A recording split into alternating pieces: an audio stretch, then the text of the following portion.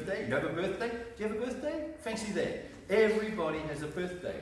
So what is our birthday? So the birthday is the day we were born. But is this really the beginning? Is this the very beginning of our existence? The day we were born? I see many people shaking their heads. See, many people already have a faith that we already existed before we were born. So where do we exist before we were born? See, everything, if we always ask where or why, we start to go and we find out the truth. What we're really looking for is, what is the truth? We don't want to know a story. We don't want to just be trying to make something up because it sounds good. We want to know the truth. And this is what seeking the truth is about. Seeking the truth means what really is true. So before I was born, where was I? Where did I exist? How was my life? What sort of being was I? So we feel a little lucky in that Happy Science we have some very clear teachings from the great teacher Master Okawa, who's now published more than 2,400 books, trying to teach people about this sort of thing. And what he teaches us is that we all have a soul. Everybody has a soul. And the soul is like the energy, really, that powers me. It's my life. It keeps me alive. I mean, if I died right now, I'd be lying on the ground and I would look very much the same for a few days, or maybe a day. I would look the same, but I would not be the same. No matter how much you shake me, I'm not going to wake up. I cannot talk. So the essence of me, my life that allows me to talk to you here and express my thoughts right now, is actually my mind or my thinking, which is part of my soul. So we all have a soul, but the core of the soul is our mind. And our mind is that part of us that thinks.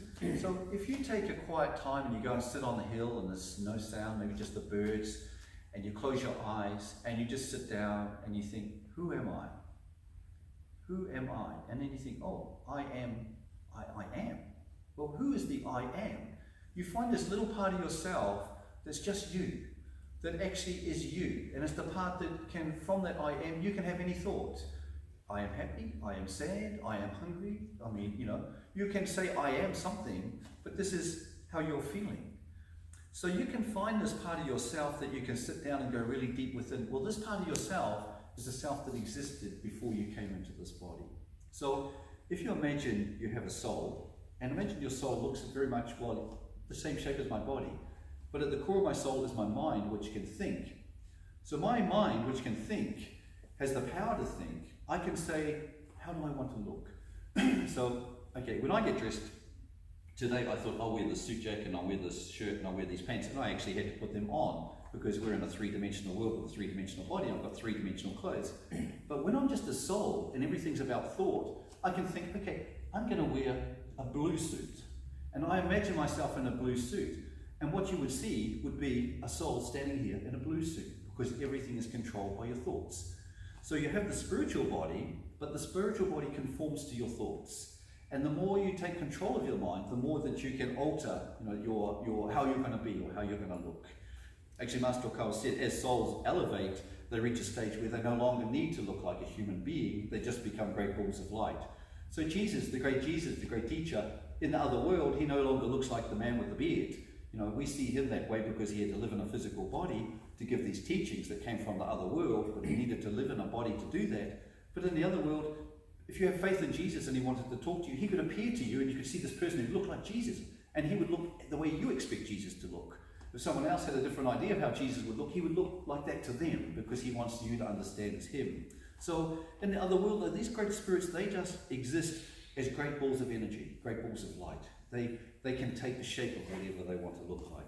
So what I wanted to say is that our birth into this world really is just us being born into these bodies. But we existed, once again, if I'm born, when did I come into the body? We have to ask these questions. What's the truth about when did my soul go into that body? So we know that a lady has the baby for like 8.5 months or so, right, inside of her, which is a miracle. That in itself, to be able to grow up and then come out and be a normal, individual human being. But when did the soul go to the body? Was the soul made at the time of the conception, the husband and wife? These are the questions we need to ask. So the truth, once again, Master teaches, is that the soul enters the body of the baby at around about 10 weeks. And I'm not a lady and I've never been pregnant, but for ladies who have been pregnant, maybe you can remember at some stage after about 10 weeks that there was a bit of a change. And often morning sickness happens at about this time as well, and this is like the two souls come together in one body. But so once we understand that, we think, okay, so the soul has left the other world, it's come into the body, now it's been born into this world. So let's go back. What about before it came in the body? What was happening in the other world? So imagine our lives as individual souls living in the other world, the spirit world. Imagine what it's like in that world. Right? This is heaven. What would it be like in heaven? Because, if there's heaven and we believe there's heaven, we have to ask, what's the truth? What's it like in heaven? Well, imagine life without a body, okay? Imagine life without a body. Actually, for all of us, I'm getting older now, and I know, I see you've got the wheelchair there, and I bet you when you're in your 20s, you were running around fit and healthy and no problems, right? But as we get older, our body gets more pains, it gets harder to move around, we get more forgetful, our teeth aren't what they were, and we degenerate, right? But actually, this body that we have, which is only so temporarily, if we imagine that we're in heaven without that body, what's it like? Imagine the freedom of not having a body, where you don't have gravity. The reason we have gravity is we're in this world with a body, right? But if you're just made of light energy, light is not affected by the gravity. So you don't have the weight of gravity. You have no illness. You have no aging. If you can appear, if you want to be 40, you can look like a 40-year-old. If you want to be 50, you can look 50. If you want to look 20, you can look like a 20. You appear how you want to appear. So there's no illness. There's no hunger. Because as a soul, you don't need to eat. The only reason we need to eat is because we've got a body. So imagine that. There's no aging. There's no illness. There's no hunger. And every day, you don't sleep because only the body needs to sleep, right? It's the body that gets tired. So you just have a soul and you're living in this wonderful world of light energy every day, doing whatever you want to do every day. Oh my gosh, this sounds so wonderful. I want to be there, right? You think, this is great. You think, why would I ever come here?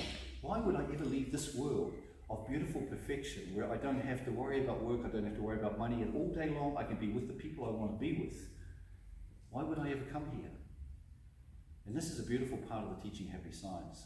This world is a training ground for the soul.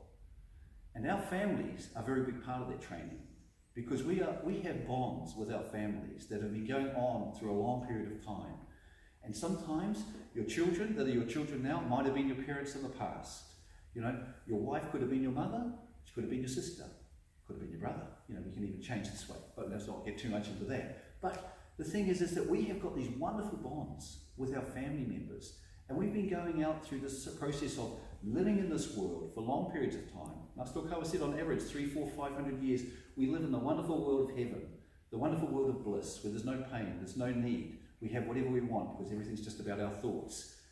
And then we make a plan. I need another life. I need to go to school. I need to train my soul. It's like taking the soul to the gym. People go, why would you ever go to the gym? Gym's hard work, right? Lifting weights, it makes you sweat, it makes you hurt. You suffer for days afterwards with pains. Why would you ever do that? Because you know it's good for the body. And it's the same thing. We leave the heavenly world and we come into this world because we know, even though it's painful, it's very good for the development of our soul.